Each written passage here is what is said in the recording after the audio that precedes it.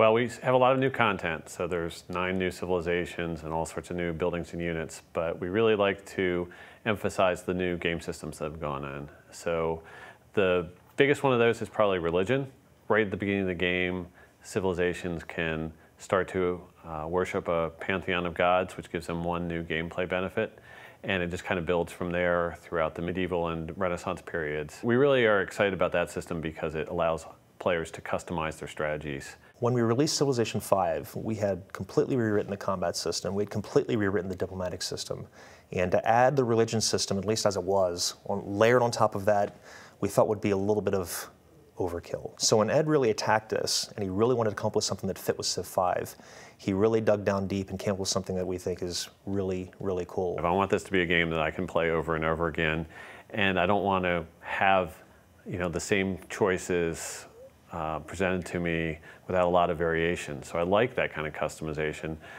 It's great now that we have the expansion. We have 34 different civilizations to play. So that's a lot of choice right there. When you start a new game up and you decide that you're going to go down the religious path, it starts in a couple ways. First off, there's faith. Faith is a yield in the game, just like culture, science, gold. You get it from buildings, like the shrine or the temple. You might find it among ancient ruins, things that you find. Once you just get up to that little bit of amount, you get to found a pantheon of the gods. It just happens. The clock starts ticking away towards getting a religion. You have to build up a lot of faith for that. And you choose one belief as your people's brush with religion.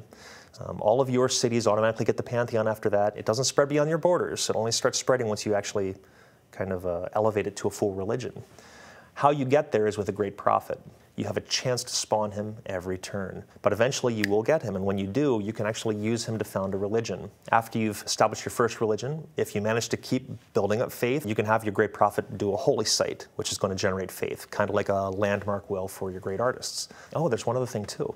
I mentioned missionaries earlier. You can actually spend faith to build missionaries that will help you to spread your religion faster.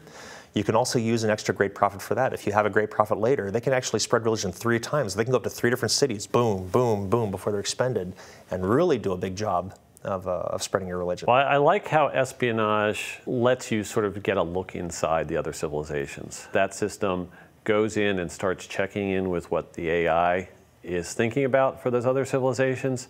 And if your spies have been there long enough and are of a high enough rank, you start to get little tidbits of information about what they might be planning. They can also rig elections. So every 12 turns, what they do if they're unopposed, if there's no other enemy spies in those city-states, is they'll increase your influence a little bit and drop everybody else's a little bit.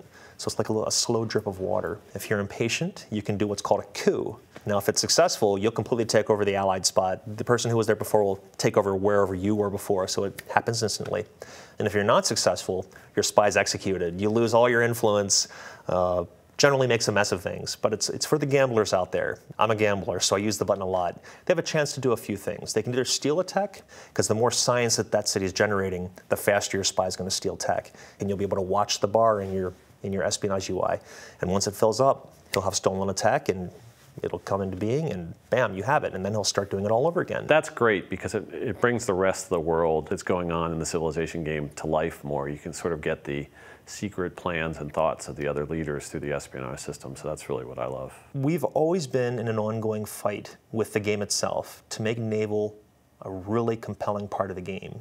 So we wanted to make it dangerous. We wanted to have a reason for you to build a fleet. And the ability to take coastal cities and give you a foothold in an enemy territory, so you can actually start out an invasion like that. You don't have to risk all your land units first.